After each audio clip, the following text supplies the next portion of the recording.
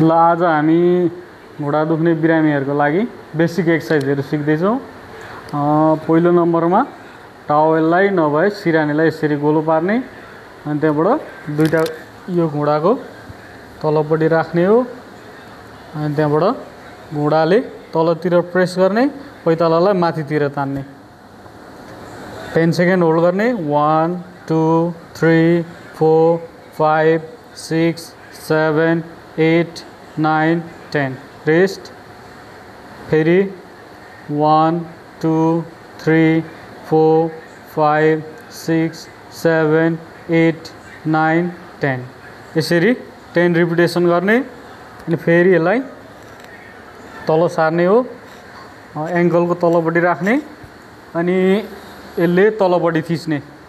टावेललाई press गर्ने, 10 second hold गर्ने।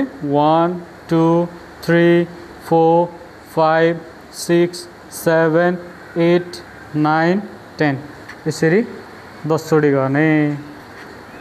Third भनेको दुईटा घुँडाको बिचमा राख्ने हो टावेललाई, अनि दुईटा खुट्टाले मजाले थिच्ने। 1 2 3 4 5 6 7 8 9 10। रेस्ट।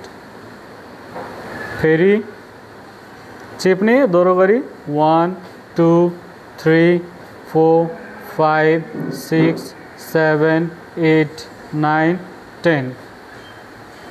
अब भनेको चौथो नम्बरमा यो खुट्टालाई उठाउने हो स्ट्रेट, पैतालालाई माथितिर तान्ने, यति मात्रै 30 डिग्रीमा उठाउने हो। 10 सेकेन्ड होल्ड गर्ने। 1 2 3 4 5 6 7 8 9 10।